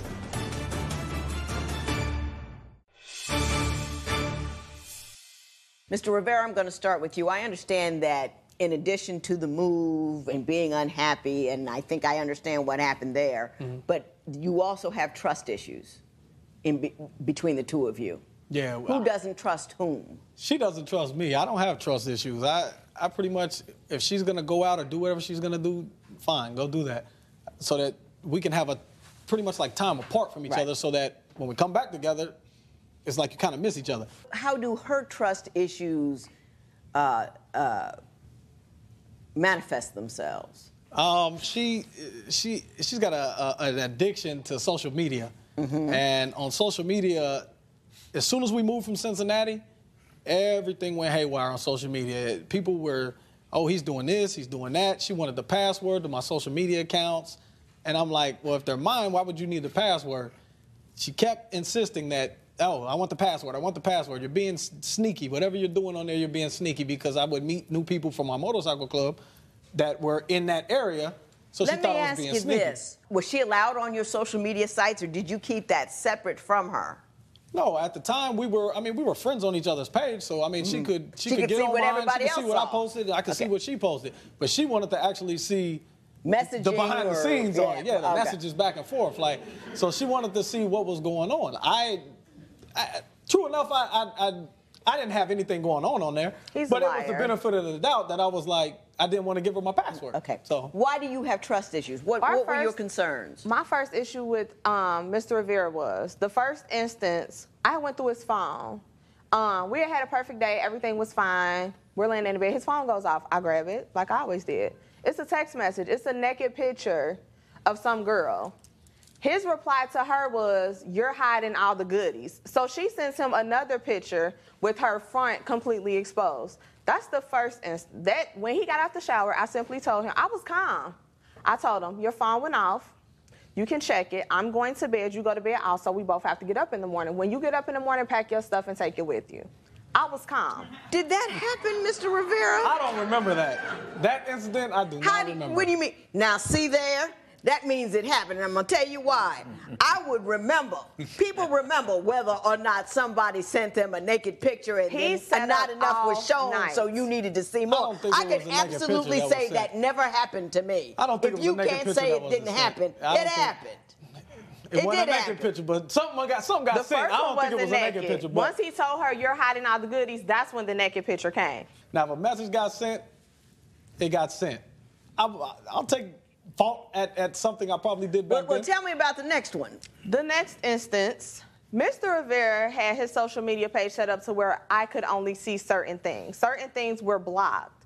So once I got the password, he had cleared everything out. Everything was empty. Is there a She reason assumes I why? cleared everything. Is there a reason why you would have a social life or an entire area of her life that she would be precluded from, participating in? That's not true. I set up my account because one, I don't put all my business on social media. She does. Her every footstep. I only have She could friends post and she's family going on to the social media. I bathroom. don't She have could random post- strangers She on my could post social that media. I just ate a bowl of cereal. She wants to post it on social media. I don't do that. I don't want everybody to know at my every move. She does that, and it's like she's addicted to it. It would be times we'd be asleep, 3, 4 in the morning, I roll over and I hear tick, tick, tick, tick, tick, tick. I wasn't because on she's social media. on I just social couldn't media. sleep. She's so on I would be social on my media. phone. Do you post your every breath on social media? Not. When I'm upset with him, yes, I post it. I vent, and I shouldn't, but I did. And I have so much to say about that. I know. Yeah, and the that's whole a he lot of the claims problem. that he did the social media for motorcycle, so he can get to meet people in his club in other cities and states. That whole situation I didn't like. Let me explain to you my thoughts on this matter. Me and my son, we didn't hear anything from him for almost 8 months. Mr. Rivera, did you just bounce? No, I was told to get your stuff. While I was at work, she sent me a text. I want you to get your stuff and get out. So to me, get out means go. Have you been living together for years but find that splitting up is as complicated as getting a divorce? Call toll-free at 1-877-311-2222 or visit our website at divorcecourt.com. Don't forget to join the conversation on social media. Go to facebook.com/divorcecourt and follow us on Twitter and Instagram @divorcecourt. If you would like your case to be heard on Divorce Court, call us toll-free at 1-877-311-2222 or log on to our website at divorcecourt.com. Follow us on Facebook and Instagram @divorcecourt. I understand that this relationship is over, but I have to say this because you're going to have other relationships and other people are paying attention to what's going on. This social media stuff is not, everybody's using it as an excuse to feel better right now. It's like, I have a problem, so instead of being an adult and sucking it up, then talking to my husband or my wife about it, I'm going to go social media like I'm 15 and tell all my little girlfriends about what he said, blah, blah, blah, blah, blah, blah, blah, attack, and reach out and all that kind of stuff. You are not 12 anymore. I couldn't talk to Adam. I'm still talking. You are not 12 anymore. You do not resolve your problems in the hallway of a high school, which is what social media has turned out to be. It can be used, successfully. I don't post anything, message anything, do anything that would cause me concern. My husband can be right over the top of my head, anything I type. If I'm getting ready to type something and I would want to look over and see if he's there, I don't type it because he's number one. Mm-hmm. He's number one out of everybody. And the minute you start taking your problems and disseminating it to the world at large, even if it's your family and friends, he is no longer number one. He's number 17. And when your man or your woman is number 17, you can't keep him. Just doesn't work out. All right, I'm going to say that. Now, why don't you tell me about his financial shortcomings? Because I'm through fussing. His financial I'm not actually sure how short they were. When he left, me and my son, we didn't hear anything from him for almost 8 months. So there was no support, no phone calls. I had no way of getting in touch with Mr. Rivera. You had no idea where he was? I knew where he was. I knew he was in Fort Lauderdale. I had no way to contact him. I would have to reach through to his family members or just try other sources. I had no way to contact him directly. So there was no contact. There was no financial support for our son. Mr. Rivera, did you just bounce and not talk to your wife, not talk to her about your child, not make sure that your kid was okay? Did you just bounce? No, that's not true. Let's go back to when she said she told me to get out to leave for a few days. That wasn't what I was told. I was told to get your stuff. While I was at work, she sent me a text. I want you to get your stuff and get out. So to me, get out means go. So I left. Right. And not only did I just leave, I left everything I had. All I had was You couldn't take it with you. I had my motorcycle. I got on my motorcycle. And just... And whatever I had on my back in like a bag, like a cowboy, and rode out. That's all he could fit on the bike. She had both cars. I was going to take the car, but she said, give me my keys back. So I gave her the keys. But what about your son? When I left, that's not so true that she didn't get in contact with me. She had my number because I didn't change my number until after the fact, where she was back to back calling while I'm at work. I work at a motorcycle shop, so I can't physically stop doing what I'm doing to text back, and there's paragraph after paragraph after paragraph after paragraph. How long was it between the time you left and you first contacted her about your son in any way, shape, or form? I want to say it was a few weeks. It had to be a few weeks because she told me to send her some money. At the time when I first got down there, I wasn't working. I worked like little odd jobs with my uncle. Did he contact you within a couple of weeks when you asked him to send you? I spoke with him a couple weeks after he left. So you did have a means by which to get a hold of him? No, he changed his number after that. We had an agreement. I told him just give me $50 every 2 weeks for daycare, $100 a month. That became, I think he may have sent it once, and then I didn't hear from him for like 8 months. Is that true? He disappeared. No, I sent it more than once, but it's her thing with money is that's a problem too.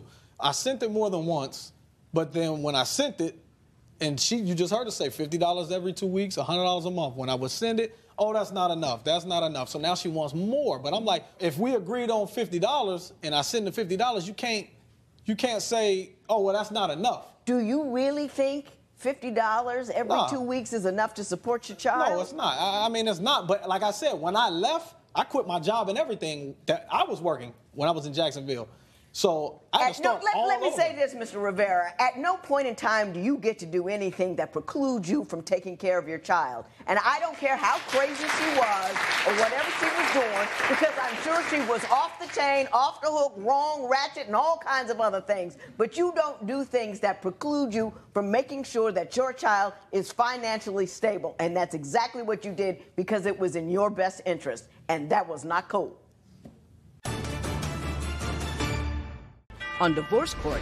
Her mother is with us. Does she help No. with the kids? They could tie her up and just do what they want with her. They wouldn't tie up Grandma, would they? Yes, they would. But you have 10 children. 10. 10. 10. 10. I don't think I ever want to get married again. You got 10 kids. You got plenty to do. Visit our website at divorcecourt.com. Follow us on Facebook and Instagram at Divorce Court.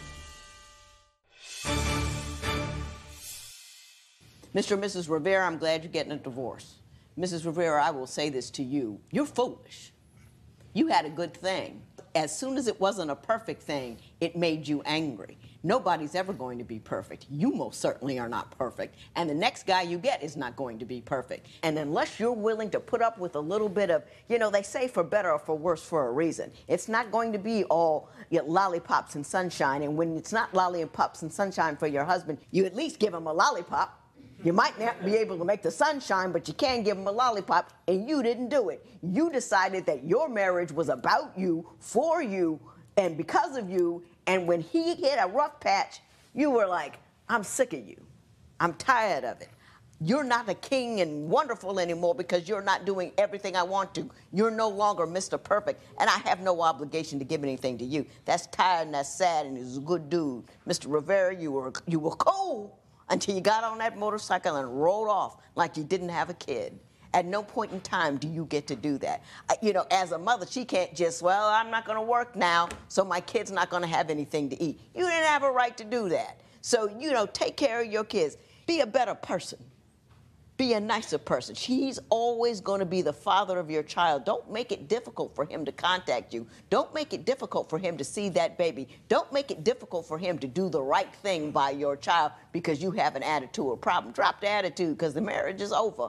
And that all he is to you now is the father of your child. And you need to treat him with respect so you don't have a whole bunch of difficulties and chaos. Do you understand what I'm telling you? Yes, ma'am. This matter is adjourned.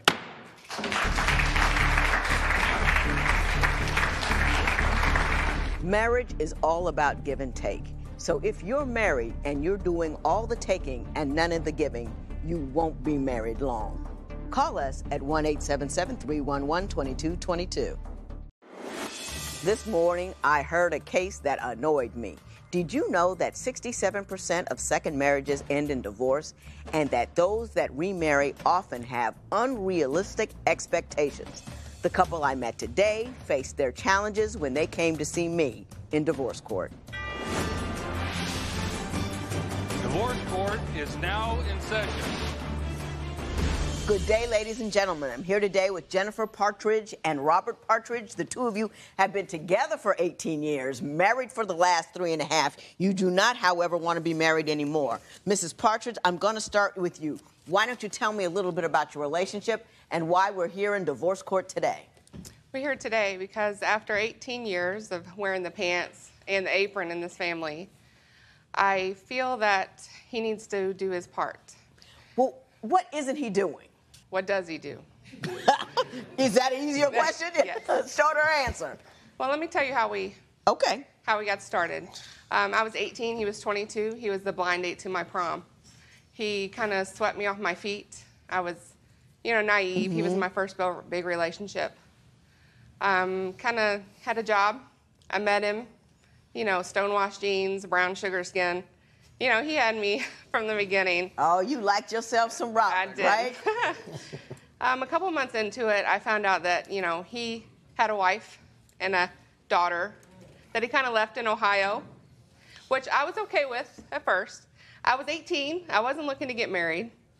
So that's something we could deal with down the road. Why do you believe that you wear both the pants and the apron in this relationship? Explain to me what goes on at your house that leaves you feel like you're alone. Okay, I work 40 plus hours a week. We have 4 children that I take care of. The house maintenance, I do it all. I do the cooking, the cleaning, laundry, scrubbing the floors, the toilets. I help the kids with the homework. I do everything. I do all of this around video game playing. He plays a lot of video games. He starts when he gets up in the morning, and he's there until we go to bed at night. It's my job. That's what I have to do. Mr. Partridge, do you work? Yes. You bring in money? A little bit, but yeah. A little bit? I mean, I clean, it's just not to her standards. How little do you bring in? I mean, do you pay, are you a third of the household income, a fourth of the household income? I'd say probably a third. I mean, I'm a game advisor at a major video game retailer. You're a game advisor? Yeah. He does games at work. That sounds good. Yeah. Now listen, what does a game advisor do? I answer questions about video games that people ask me. Hey, is this game good? How's it play? How's the gameplay? You recommend me getting it? That kind of thing. He works maybe 10 so hours like a week. you're a reviewer, you're a critic. Yeah, absolutely. You're a game view, and they pay you? Yeah. Yeah, pretty much. Do the game companies pay you? No, I wished. Do you have to play them all day long in order to make a determination as to whether or not you would recommend it? When we met, to be fair, she didn't mention this. I told her, I said, I'm a gamer. I hope it's something you can deal with. I play video games. I've been playing them for years. No, I don't have to play them all day. I know I spend entirely way too much time on them. He also had a mullet when I met him, and he grew out of that. He had a what? He had a mullet when I met him, and he grew out of that. What she's telling us here in a very colorful way, I enjoy it very much, that you're not growing at all. Yeah. That you don't want to be the same cat this year that you were 18 years ago. When I was 18 and him playing video games all day, that wasn't my concern. But now we have 4 kids. We have a house to run. They have laundry. They got to eat. And when I did laundry, what happened? You got mad at me because when I decided I wanted to help, it wasn't done to your standards. That's not always true. Well, what happened with your laundry? Did you quit? Because a lot of women make that mistake. We ask for help. They don't do it right the first time. I don't know if it's intentional or not. We won't even go there. But you ask for help, they do it, and they don't do it quite right. So we say, the heck with it, we're going to do it ourselves. I think that's a teachable moment as opposed to a moment. Yeah. Well, in all fairness... Now, hang on. I'm going to want her to answer this question. I do try to dance around his feelings. I know that he doesn't help out, and when he does, I should be appreciative. I did make the point that, you know, instead of taking clothes that could be 3 loads and making them 2 and shoving them all in the washer where they don't swish around, you know, maybe next time, thank you for doing the laundry, maybe you could divide them up a little bit more. Mm-hmm. You know, if it... Can you take criticism, Mr. Partridge? Absolutely. You don't have any problem with it? No, I mean, I do have some problems with it, but when she tells me something like that, I'm like, well, you know, you were busy working your 50, 60-hour work week, doing the overtime. I knew you were tired. I took it upon myself to try to help with the laundry, and I did it wrong. Yeah, you did. But you know what, though, Mr. Partridge? I got to say, she's doing 50, 60 hours a week. You make one little attempt. You don't get it quite right. Instead of saying, oh, okay, baby, next time I'll do a little better. You got, well, if you don't like how I did it, I'm not going to do it at all. Exactly. Come on That's now. what I do. Absolutely. I do that because it's just, it seems like there's no point when I try to help and I get corrected on doing it the wrong way. But I asked you to do the dishes. But Mr. Partridge, don't you understand something? If you're at work, and you do a job and you don't do it right, your boss has to tell you how to get it done right. Why is it so emasculating for your wife to correct you about the laundry? My house, kind of, sort of, I guess. I mean, my house? I don't know. She's paying the bills. What do you mean, my house? When I offer to help her, when I offer to try to help, or I ask to help to pay the bills, what she needs from me, she comes up with the whole thing, well, you didn't make enough money to help me. Do what you want, whatever you want with your money. That's not true. Be that as it may, set your ego aside for a moment. Take a little instruction on how to be helpful in a manner that actually does help. And don't just be, you know what I mean? Come on, grow up. It's not that deep. All his money, all the little money that he does make is all on him. All his money. Do you contribute to the household with whatever money you do make? When she needs it, yes, and ask me for it. When she needs it every month.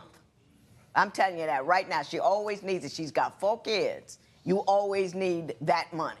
It's not, you know, you got to be a full participant in the marriage, not just a cat that dips in every once in a while. Well, that's a two-way street, don't you think, Your Honor? It is a two-way street, but she's doing all the driving. You know what I mean? You don't have any financial responsibilities. You can't even do one little itty-bitty thing that is inconvenient to you. Lord, how did you put up with that for 18 years? He swept me off my feet, and I've just been in a, you know... That must have been one hell of a broom. It was sweet. It was.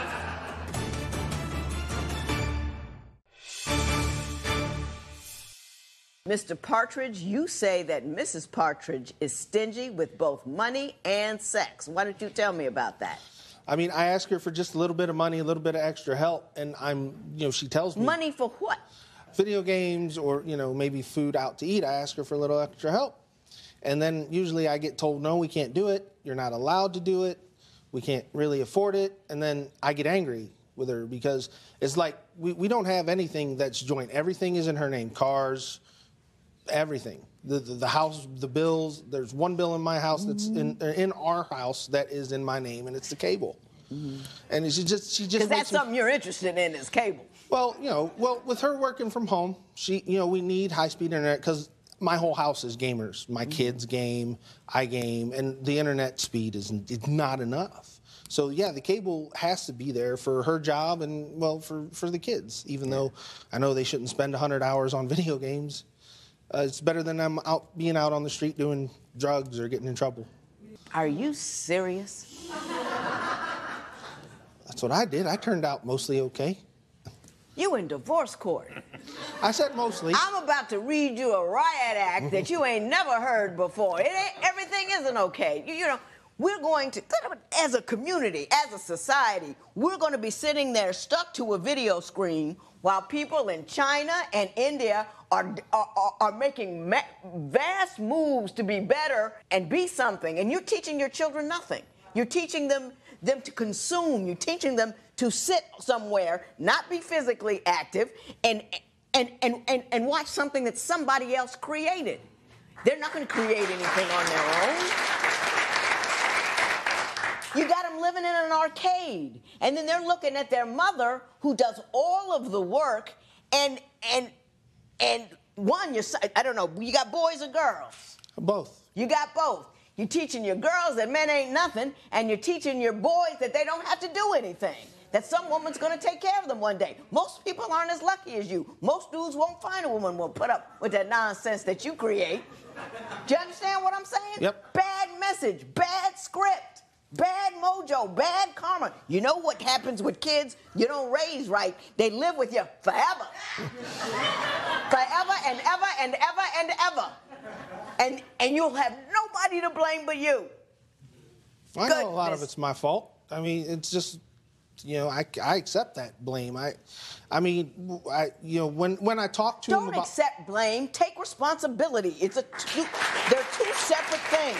Get up off of your behind, put the gaming down, take them out and do something with them. Be an active, engaged father that participates in their progress as opposed to their couch potato-ness. Do you understand what I'm saying to you? You don't do anything else. You don't have any financial responsibilities. She's taking care of all that. You can't even do one little itty-bitty thing that is inconvenient to you. Good Lord, how did you put up with that for 18 years? He swept me off my feet, and I've just been in a, you know... That must have been one hell of a broom. It was a sweep. It was. What did he do? I guess I was just young and naive and in love, I guess. They say you do a lot of things for love. You used to sing to her? I used to sing to her a lot. And that kind of, somewhere along the lines, that fell to the wayside. I don't know when it happened. It just I tell you happened. what happened, though. You got all self-involved. It was all about you. You couldn't even lift your voice to sing to her. If that was all you had to offer, you didn't even offer that because it's about you. Your life is about you and nobody else. And that's a sad and pitiful thing. He said that he had slept with his old girlfriend. 6 months later, what did you do with the same girl? You slept with an old flame, and then 6 months later, she slept with her too? Yeah.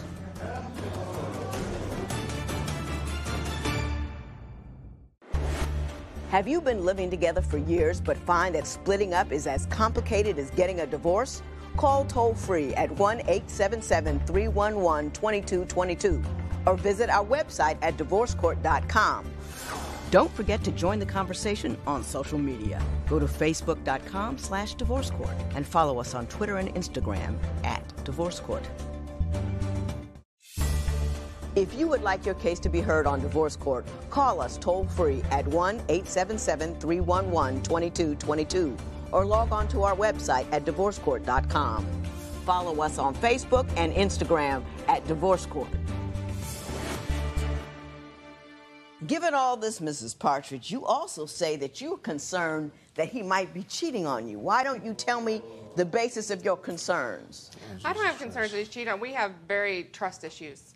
One time when we went to, as a family, down to visit family in Kentucky, he decided to stay behind.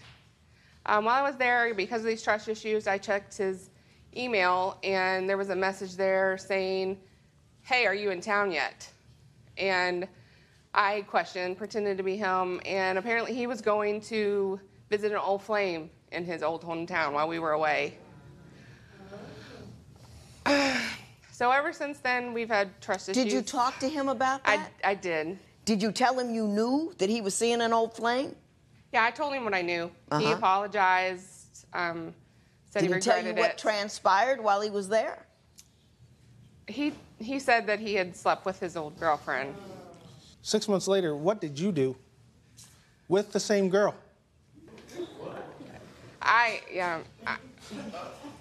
Wait a minute, hold up. You slept with an old flame, and then 6 months later, she slept with her too? Yeah. Explain that to me.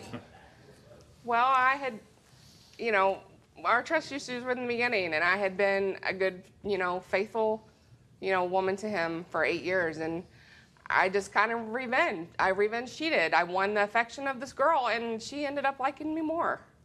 And I cheated on him with her. Now you know why I feel so emasculated in my own home. Oh, no. Oh, Mr. Partridge, please. Oh, don't even go there. You started it. You know what I mean? You hurt her. I mean, actually, what you do is you hurt her every day. Because when you don't do anything, that means she feels disregarded. She feels like she's not important. She feels like she is of no value to you because you don't do anything to show her that she has value, and you don't believe. I couldn't live in a house with somebody, not only that I love, but just an individual, a human being who was doing all the work, paying all the bills, and not help. I couldn't do it. I mean, my humanity would not allow me to do that because it's disrespectful to the individual who was caring for you. She's making it like I sit on my butt and I don't do crap all day. Tell me what you do. I do clean, and I don't do it all the time. On days that I work, I like to sit around and be lazy before I go to work and relax. And then those are the days when she wants me to clean and do dishes. Yeah, and I do it. One time I asked him to do dishes, and he had been off like all week. I asked him to do dishes on a day. He said, I can't. I have to work later. Can I just kind of like that was an excuse for him not to do dishes that way because he didn't want to ruin his day. You know, take time out of his morning because he had to work 3 hours that day. Because he had to relax completely. Yeah, because he had to work 3 hours that day. Before he went to go game at work. Mm-hmm.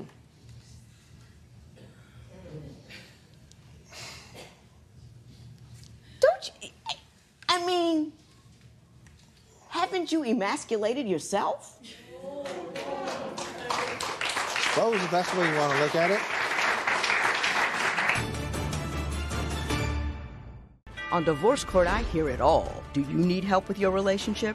He has told you that he does not do women's work. When it comes to doing domestic work like laundry, he's told me, oh, I don't do women's work. What do I have you here for? Ooh, we're gonna have to get you bodyguards to get out of here if you said something like that. Visit our website at divorcecourt.com. Follow us on Facebook and Instagram at Divorce Court. You know, Mr. Partridge, laziness is like a cancer of character. It starts out on the couch. It seeps into what you do, what you feel you ought to do, and how you feel about the things that you do. Once you become a lazy person, you become outraged by the notion of having to do anything at all. You know, how dare she ask me to get up? And that becomes a magnificent character flaw that you exhibit day to day, and you really meaningfully are outraged by the fact that you can't do exactly what you want to all of the time. And I would suggest that for the benefit of your children, you do some emotional chemotherapy there and fix that, because kids do what they see you do, not what you tell them to do. Mrs. Partridge, some of this is your fault. You shouldn't put up with it. Nagging don't work, but insisting does. And you insist by stating what you need and refusing to allow it not to happen. Not by nagging, but by, I'm not doing this, I'm not doing that, and I'm not doing any other thing. And you might have to put up with a nasty house for a minute or two. You might have to put up with, feed you and the kids, don't feed him. You know, he can't respect a line you failed to draw, and you didn't draw any lines. Every time he did less, you did more, and you're going to have to start refusing to do that. I know you're not going to leave him. You got 4 kids, you in the house, you know this, but you need to be a better person. Don't you think so, Mr. Partridge? Yeah. Oh, you just said that to shut me up. I know that tone of voice. No, I need to be a better person. But, to be fair, my kids, they know I love them. They know that I would give anything for my children. That's not the point. You could love your kids to death and still not raise them right. Love is not enough. They need a whole lot more than love. They need action. They need the appropriate action. They need discipline. They need guidance. Love, you can hug and everything. They turn out horrible. You know what I mean? Because you're not doing the right things. Being a parent is a full-time job, and it's very difficult work. And if you're enjoying every minute of it, you're not doing it right. You understand what I'm telling you? Yeah. This matter is adjourned.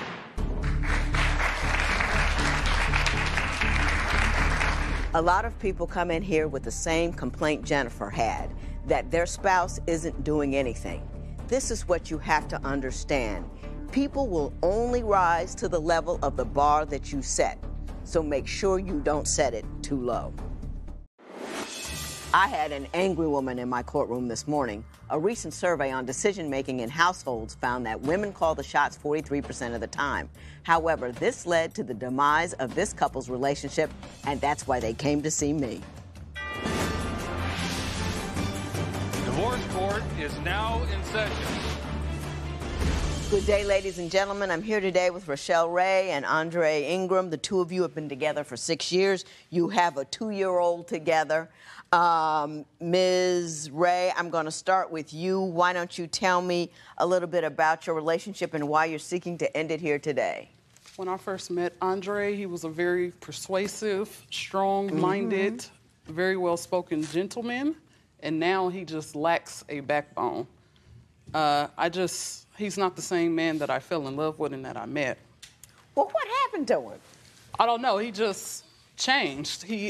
From what to what? Give me an example of the guy he was as opposed to the one he is today. For example, he doesn't stand up for me any longer. He tries to mediate situations between me and other people. Like when we were... Give me an example. We were visiting with our family, and we were staying at a hotel, and the young lady at the front desk, she was a little bit too aggressive toward me, and I became aggressive back, and I was pregnant. And Andre sided with her. It was some graffiti on the wall, and she asked me if I did it. I wanted to know why she felt the need to seclude me and ask if I did it, or if anyone in my party did it. And I asked her about that, and she became a little bit belligerent, and I became belligerent as well. And Andre expressed to her that that's how I am and that's how my attitude is. That's one example of him. Yes. Is that your attitude? I become very aggressive when someone is aggressive with me. That's human nature. No. It's bad emotional management is what it is. No, I don't curse and I don't get loud. I don't get belligerent, but I speak to people in the same tone of voice that they speak to me. So they're dictating they're dictating your response. You can say that, then. How often I'd say like in a month, do you have aggressive conversations with people? Probably 30 times. 30 times. Yeah. So you have a confrontational situation with somebody every day? Almost, yes. Yep. Now, does that seem right to you? No. And why do you think it's that way? I don't know. People try to become condescending. I was a little bit heavier then. I was about 420 pounds, and I'm not anymore. I'm about 200 and some odd pounds. I'm over 200 pounds. And good for you. So good for you. People think that they can talk to you any type of way when you present yourself a certain way. And I feel like some people were becoming condescending. Are you still confrontational today? Not to this day, no. I'm very blessed, and I'm a very positive person. I just react to people the way that they do. I don't curse, and I don't... But I'm saying, in the past 30 days, how many times have you had a confrontational situation with somebody? Oh, recently, none. None Zero. whatsoever? No, this is past tense. Okay. But Andre feels the need to mediate a situation, and he'll always side with the other person. And then it came out that she was wrong. And the manager, I had to get the general manager involved because she already had it in her mindset that we did it. And he played the videotape, and he saw that was not so. Okay. So preconceived notions. Mr. Ingram, do you have another version of that event, or is that fairly accurate? Yes, it is. I mean, I don't know, because at the same time, I didn't know what was. You didn't know what was transpiring. You didn't know what was happening. Over the phone and everything else, so I didn't know what was happening. So. And this is how he always is. I have to take control of situations. He's taking his time to explain the situation to you when he can just tell you what you want to know. See, now, Ms. Ray, there's your problem right there. He was trying to explain something to me, and you jumped in because he wasn't explaining it. I'm trying to help you. No. Now, I'm trying to explain something to you, and you are interrupting me.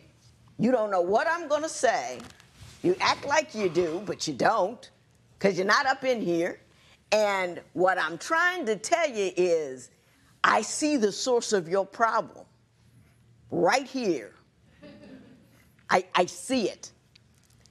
And to the extent that you do not let me speak, you won't see it. Do you understand what I'm saying? Yes, ma'am.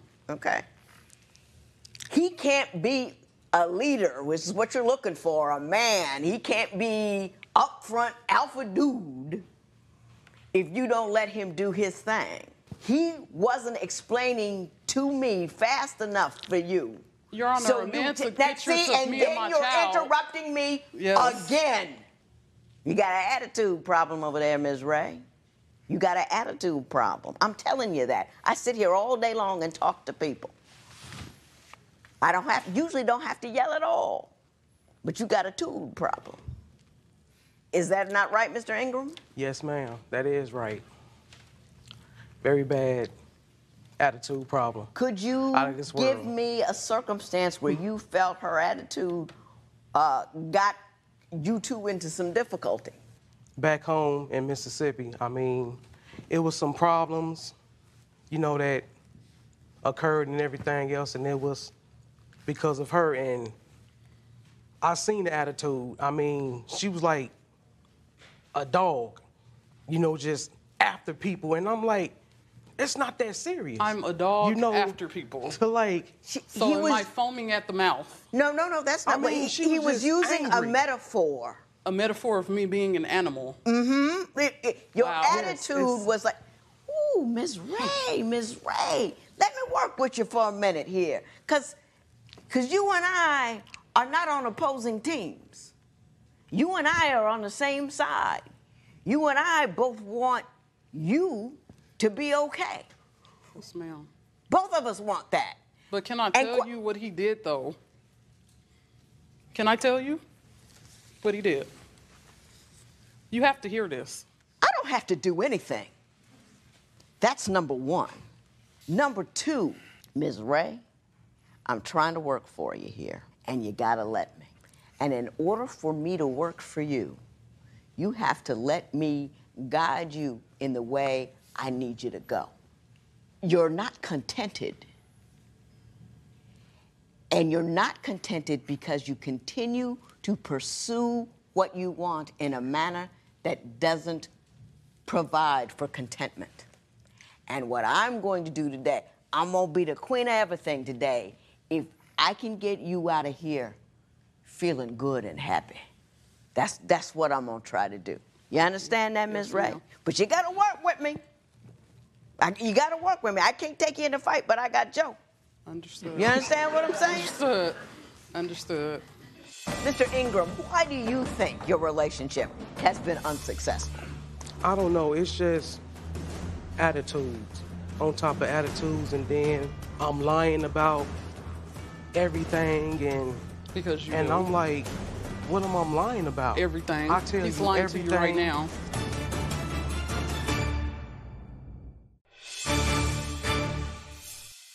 Now check this out. I'm about to ask you what it is you were dying to say. You know why I'm going to ask you what you were trying to say? Yes. Because you complied. And having complied, you get what you want. So tell me what you had to say. I was trying to say that Andre, I tried to allow him to take the leadership role, but one situation, a man took photos of me and my son that we were doing a ride share with, and the man came and knocked on our door of our residence the next morning, and Andre did nothing. I'm the one that had to be the aggressor in that situation once again. What was going on? Why did he take the picture? I don't understand. Because Andre had told him that we were going to be taking a trip to Las Vegas, and we decided not to go with him when we realized his trunk was broke. And Andre decided not to go with him, and he came knocking on our door aggressively, trying to figure out why we didn't want to go. He wanted money. Oh, because he came out to pick you up and you guys didn't want to go. Yes. So he wanted money to deal with the situation for his time for coming all the way out there. Yes. Is that what you're telling me? Around the corner. And Mr. Ingram wouldn't come to the door. He made you go. Yes. Mr. Ingram, No, why that's don't you not true. tell me about that? That's Is that not true. That's not true Will at you all. tell me what happened? I came there to the door. And this man just boom, boom, boom, boom, boom. And I open the door and I'm like, she just come in and I'm like, she just, and I'm like, okay, all right, you want to handle it? Go ahead. So did he come to the door first? I ran yeah, but he didn't do anything. You need to deal. You don't take pictures of my son. To the door. If somebody banging, boom, boom, boom, boom, boom, I'm gonna run. But you don't take pictures of my son and walk away. That's not gonna happen. Okay. Mr. Ingram, why do you think your relationship has been unsuccessful? I don't know. It's just attitudes on top of attitudes, and then I'm lying about everything, and I'm like, what am I lying about? Everything. I tell He's you lying everything. to you right now. Stop. He's concocting up a lie to tell you right now as he's I'm telling you the truth. And at the same time, I just want all of that stuff there to just stop. I tell you something is real. I'm not finna, tell you nothing that's fake or anything else like that of that nature, I mean, at the time, I'm at the store, she sent me there to the store and everything else, and at the same time, I look for the certain item, and the item is not there. I asked the person, is it, any of them in the back and stock and everything else in stock, and at the same time, he was like, well, no, so I come back, tell her, she like, I bet you, you know what I'm saying, you lying and everything else like that. So I'm like, no, I'm not lying. Call him and see. And then when I call him and see, it's a lie. It is it's on shelf. It's on the shelf and everything else. So I'm like, wow. I mean, well, did you how that happened that fast? I mean, for real. Did you lie? No, I did not lie on Yes, that. he did. I told the truth on that. I'm the one that put in the application. Did she have to put in an application for you in order for you to get a job at a temp agency? That was the first application I told her to. Have you been living together for years but find that splitting up is as complicated as getting a divorce? Call toll-free at 1-877-311-2222 or visit our website at divorcecourt.com. Don't forget to join the conversation on social media. Go to facebook.com/divorcecourt and follow us on Twitter and Instagram @divorcecourt. If you would like your case to be heard on Divorce Court, call us toll-free at 1-877-311-2222 or log on to our website at divorcecourt.com. Follow us on Facebook and Instagram @divorcecourt. You say he lies all the time. Can you tell me what he lies about and why you believe he is such a persistent liar? Something wrong with him mentally. He'll lie about being on social media. He'll lie about purchasing items that'll come to our house, and he'll say that he did not purchase those items as if we have a secret stalker living somewhere just sending packages to our house. That's what he does. He does stuff like that. When he lost his job, he kind of became a little less... what's the word I want to come up with? He was a lot less ambitious. And he was more content with sitting on the couch, watching sports, purchasing sports memorabilia. And then he lies about it. I'll catch him on the phone and I'll ask him, are you looking for a job? And he'll say, oh yeah, I'm putting in an application right now. And he'll be... And I do. And I'll look in his search history. I'll look in his search history and I'll find out that he was looking up sports memorabilia or he was on social media. Is he still unemployed? How long has he been unemployed? He is working, doing like temporary right now. Doing temporary But he is working. part-time. Yeah. But because he is of working. me, I'm the one that put in the application. Did she have to put in an application for you in order for you to get a job at a temp agency? That was the first application I told her to, put in and everything else. So at the same time, I did lie about the school thing and everything else. And at the same time, I have a son. I have to take care of my son. He cannot eat no degree or anything else like that. And at the same time, I worry about working, making money, bringing it in. So I have to do what I have to do. Oh, he can't eat your degree. Let me tell you, I'm feeding a few people off mine. Do you understand what I'm saying? It may not be quickly, it may not be right to the plate. It's not a microwavable meal, but it's a full one. Yes. And education will do that for you. But he doesn't So think why that don't you way. tell me about the lie and the $400? Well, this gentleman right here told me that he had enrolled in classes at college and that he was taking 12 college credits. He had 12 credits. He made up the classes he was in. He came back. He went out and bought textbooks. I gave him the money to buy textbooks. That's the $400 you're suing him for, yes, correct? And he went and got a backpack, too. He is so delusional. Like, seriously. Mr. Ingram, did you have a whole construct in your head about how you were going to school and how many credits and a backpack? Yes, I did. Did all that happen? Yes, I did. For what purpose did you construct that less than real world? I mean, at the same time, I was out looking for a job and everything else, and with a backpack we and need school money. books. You know, we got bills. We need money and everything else. And at the same time, I told her about it, and you know, she just flipped out on me. I think I know understand. I think I know what's happening. I think I know what's happening. Court's in session. Do you come in, take off your clothes, and then say, I do, Your Honor. If you want to touch something, go touch some dishes in there, okay? They got some grease. He's keeping you from getting any action, huh? I thought maybe if I get a girl dog for a guy dog, I could get my girl back and my bed back. Visit our website at divorcecourt.com. Follow us on Facebook and Instagram at Divorce Court.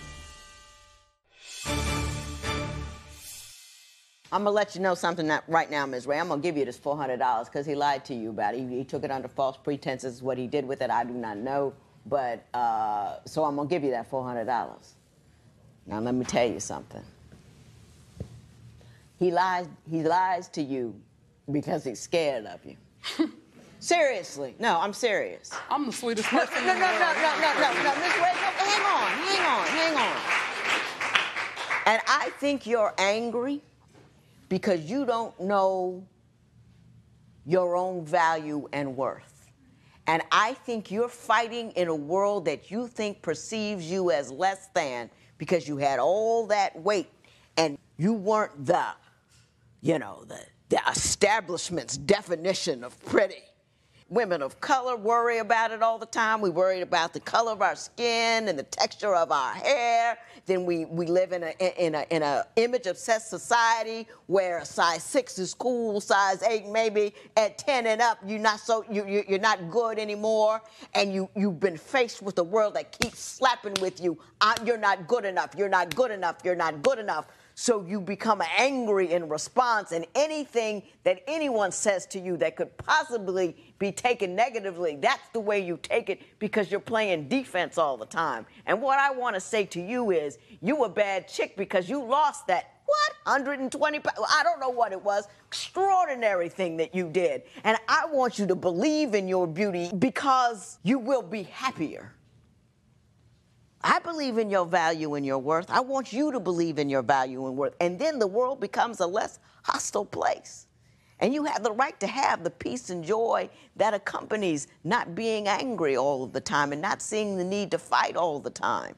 And then the people around you will become softer and more able and more accommodating and caring towards you because you bring that towards you. Do you understand what I'm saying? Yes, ma'am. So stop fighting that fight. I'm going to give you this $400. If I were you, I would take it and get some help. Just say, what I mean, go see somebody. I got psychiatrists on speed dial. Talk to them all the time. You know, I want to be the first one to know where my fears are, where my weaknesses are, what's wrong with me, what I'm not able to do, because I want to be peaceful and happy and content within myself. And I can't do that fighting with nobody. I can only do it fighting the worst of me. You understand me? Yes, ma'am. $400 in favor of Ms. Ray. It is so worth. Rachel was angry with everyone else because she wasn't comfortable in her own skin. Whatever you do, you have to decide that you define you and not everybody else. Call us at 877-311-2222.